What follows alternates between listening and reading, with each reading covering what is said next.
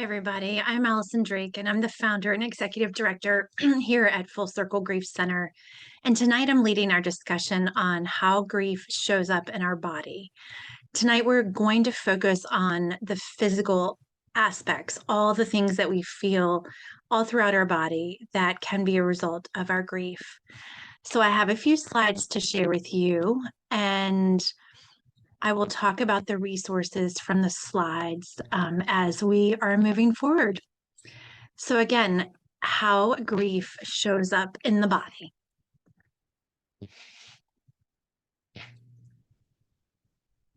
So I really love this graphic from whatsyourgrief.com. They are a great resource when you're looking for any articles, workshops, journaling classes, things like that, that you can do on your own. They also have some live webinars as well on a variety of different topics, but I really think that they are the best resource that I've found so far for just different articles on a variety of different topics. And so this is a graphic from them that's talking about when grief gets physical. It's those things that maybe we are seeing in our head, when grief is really challenging us and we're feeling it. We can't think clearly. We have a pounding headache. Your entire body is hurting and feeling fatigued, feeling like you're never feeling well rested. I think the bubble, the thought bubble in here that says, I think my IQ has dropped 47 points, is pretty accurate for many of us as we're going through the grieving process, that there is so much pain in our body as well as throughout every aspect of our life that sometimes it's really hard to focus and to concentrate. So these are just some common reactions that people have while they're grieving. And again, tonight we're just focusing on the physical reactions. But I wanted to make sure I showed this this diagram or this chart talking about mental, physical, emotional, behavioral reactions that we can get during grief. And for some people, there's a fifth one, spiritual reactions that we have, or spiritual responses, questions that we have during our grief. But tonight, again, let's just focus on the physical reactions. But I really felt like that it was important to show all or examples of all different ways that grief changes us or challenges us. And, if you're having changes in emotional reactions or in your mental functioning, you're going to feel that in your body as well. So just understanding that these are all very, very intertwined, and those physical reactions are just a piece of the puzzle for sure. So let's talk about those physical reactions. And my part, the part that I think is really, truly important talking about something like grief in your body is for you to understand that what you're feeling is normal. There's no guideline, there's no timeline, there's no textbook that we can all take and, know exactly what we're going to go through in grief. It's not something we can read and check off things and say, okay, I've done that, or yes, all of these apply to me, because everybody's grief is so different. There's a quote I love that says, everybody's grief is as different as their fingerprint. So just understanding that these physical reactions that we have listed here, you might feel all of them, you might feel one of them, you might feel several of them, or you may feel them down the road, or you may have felt them months and weeks ago or years ago. So just understanding that these don't happen to everybody, but they're definitely possibilities. So that energy loss, that fatigue, I think unless you've been through the fatigue that results because of an intense grief experience, there's absolutely no way you can understand it. It is a fatigue and a lack of energy, really unlike anything. It affects every part of you. It affects that fatigue, and that energy loss affects your body, affects your brain. It affects your communication. It affects, obviously what you're able to do and not able to do in a day. So just really understanding and acknowledging that energy loss and that fatigue and taking care of yourself. You're not going to outrun it. You're not going to beat it. And so knowing when you need to take that power nap, knowing when you need to get back in bed, allowing yourself some grace And if you're able to sleep, sleep in. If you're, able to take a nap, take a nap. Just allowing yourself time and energy for that fatigue. Lack of concentration, obviously with your brain, having a really hard time focusing on something, having a hard time staying on a task, reading a couple sentences of a book and having no idea what you just read, or watching a television show and not being able to name one character in that show, or talking to somebody and then losing track of what your sentence was in the middle of the sentence. So very normal, very understanding, especially when you're having those sleep issues or that energy loss or that fatigue. Stomach issues, digestive problems, nausea, extremely common. For some people, they feel their stress in their stomach. They're gonna feel their grief in their stomach and their digestive system, especially if there's trauma involved or there's intense shock of this situation. A lot of times our body responds in our stomach. And so knowing that, if you have digestive GI struggles, those may get worse. And if you don't have them, you still may have some nausea and stomach issues while you're going through your grief. That tightness in your chest. I've had a lot of people explain this to me. Even people that have never dealt with, anxiety or, something that's made them physically have those tightness in their chest, that it can be present. Some people have told me that it feels like that their throat is closing or they're not able to take a deep breath, because they feel like their chest is so tight. That can be anxiety showing up. That could be part of the traumatic grief showing up. It can be a lot of things, but just obviously understanding what's tightness in your chest and what constitutes, a medical emergency, and obviously knowing the difference, but just knowing that there is tightness in your chest that does happen. Feeling breathless, feeling like you can't catch your breath, feeling dizzy, feeling a little detached from the world, like the world's spinning a little bit, especially when you're in those really, really early days of grief.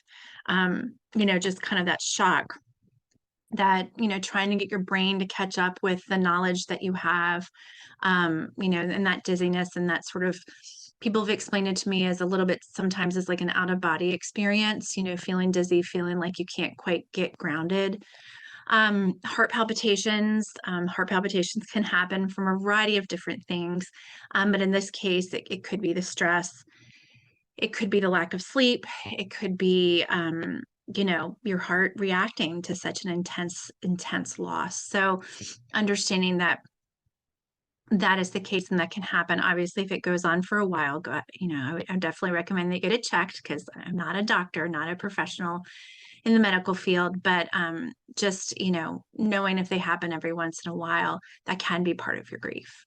One thing I think that is surprising to some people is that sensation, that high reactivity or sensitivity to noise. I've heard this from many, many children and adults that I've worked with, is that everything just seems louder, or you feel more, I guess noise is less agreeable to you. You feel a little bit more on edge when things are noisy. This can happen with the lights too. Sometimes lights just feel so bright. If you go into the grocery store for the first time after you've experienced your loss, things just seem really loud and really bright. And just, acknowledging that and knowing that maybe you want to put the lamps on instead of the overhead light, or knowing that you need to set aside some time in the day in a calming place with not a lot of noise and maybe some just gentle music, instrumental music, to just calm your senses. That sort of out of body experience that I was explaining, that nothing really seems real. Some people describe it as being detached. Some people describe it as sort of being an observer in the situation. I've had other people describe to me that physical sensation, that cognitive sensation, that nothing feels real. It's like you're in this place of deep, deep grief, because of a death, and the world is just going on around you. There's people driving their cars. There's people going to work. There's people that are walking their dog. And, you're in this state of such deep, intense grief that many times just nothing seems real. Another physical reaction too is that dry mouth, can be caused by a variety of different reasons, but it definitely is a reaction to intense feelings, intense emotions, and obviously it's some part too maybe not taking care of your basic needs when you're in those days and weeks and months of early grief is not taking care of, not hydrating enough, not getting enough sleep, talking to a lot of people, making a lot of arrangements, things like that. So just knowing it can be physical for a variety of different reasons. And that whole tightness in your chest is feeling like that there's a lump in your throat that, as I said before, some people talk about sometimes about how it is often feels like you can't breathe. So just knowing that is certainly very normal. Couple more, just looking at headaches, definitely a part of the lack of sleep, the stress, the worry, the shock, um, the intense sadness can definitely show up. And again, as some people feel it in their stomach, there's others that feel it in their head. People that are prone to migraines, people that are prone to headaches, or just somebody that's dealt with the stress and the intense anguish and angst that comes along with the death of somebody that you love. Um, Anxiety, nervousness, people also describe it as being on edge, being a little hyper vigilant, not being able to calm yourself down, not being able to calm your body down. So just understanding that it's very, very common.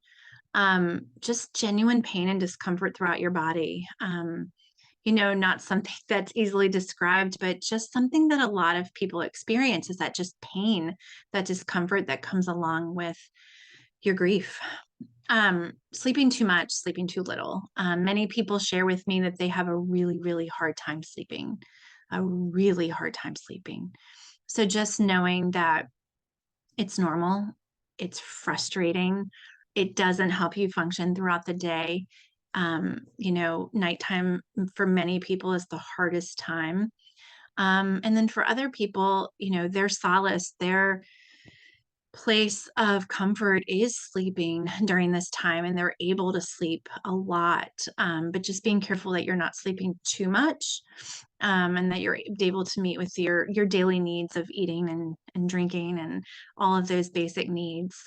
Some people have weight loss, some people have weight gain. Really just depends on your body and how your body reacts with intense stress or intense um, you know emotions. Temperature related discomfort, that's kind of like what I was talking about the lights and the sound. A lot of times people can't get their temperature regulated. Their body may even be experiencing, symptoms of shock. And so it's hard to get your body regulated, your temperature regulated. So a common physical reaction. Difficulty breathing, as we talked about before, just taking those deep breaths sometimes are a little hard. And then restlessness. I've had somebody describe it to me as feeling like you're crawling out of your skin, having that restlessness, that can't get comfortable, can't sit down, but don't want to stand up, yet don't want to move around, just not finding a place that you feel comfortable, that you feel rested, that you feel relaxed, is huge, huge. So, and I put etc. because I know there's many of you that have had many other symptoms, but I just wanted to review a few. So what can we do? And this is from a website called verywellmind.com. It's coping with those physical effects of grief. And what I honestly say when it comes to your physical self is back to basics. Just back to those basics, that stay hydrated, get some exercise if you can, even if it's just taking a walk around the neighborhood, getting some sunshine, getting that vitamin D, taking those deep breaths, getting good oxygen in your air, those in your body, those calming breaths, trying to eat properly. When a lot of times when there is a death, people are bringing over really heavy casseroles and different foods to eat, and just making sure that you are eating properly, you're nourishing your body, you're taking care of your body, and not always eating heavy stuff, and making sure that you're you're eating those nutrient rich foods that can help make your body, take care of itself. Get that rest when you can get that rest. And again, it may not be from bedtime to wake time. It may be naps throughout the day because you're having a hard time sleeping. And then maintaining as much of a schedule as possible. That is comforting for all of us, especially though for children. And if there's something you can do to maintain a schedule if possible, to keep your body and your mind taken care of is really, really important. So I hope tonight that just sharing a few of these symptoms, these experiences that people have as a result of grief, of the death of a loved one. I hope you feel maybe less alone in what you've been feeling. I hope you feel a little more educated about what can happen to your body when you're grieving, so you understand that there is nothing wrong with you. It's a normal reaction to grief. And maybe prepare yourself for times when you can nap, when you can get some fresh air, when you can have a nutrient filled meal, whatever that may be, and really practice those breathing exercises, those times that you can maybe meditate, maybe breathe, whether do some grounding exercises. And I'm really excited about in April, we will have another conversations about grief led by Rachel Mahacek, one of our social workers. And she'll be talking a lot about relaxation and grounding and ways that we can center and calm our body in times of grief. So thank you for listening to my recording this evening. And we look forward to seeing you at other Full Circle programs. And if you need any support from us or have any questions, feel free to reach out to our main number, which is 804-912-2947. Thanks so much. Bye-bye.